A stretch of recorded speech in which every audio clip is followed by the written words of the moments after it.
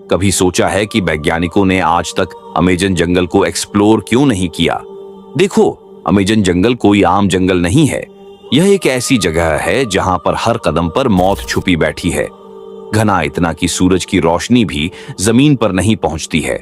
मिट्टी, दलदली, रास्ते ना के बराबर, और ऊपर से हर कोने में जहरीले कीड़े, सांप और खूंखार जीव। वैज्ञानिक यहाँ रिसर्च करना तो चाहते हैं, पर हर बार वही दिक्कत होती है। यहाँ से जिंदा लौटना ही चुनौती है, और यह इतना बड़ा है कि इसके पूरे एरिया को एक्सप्लोर करना लगभग नामुमकिन।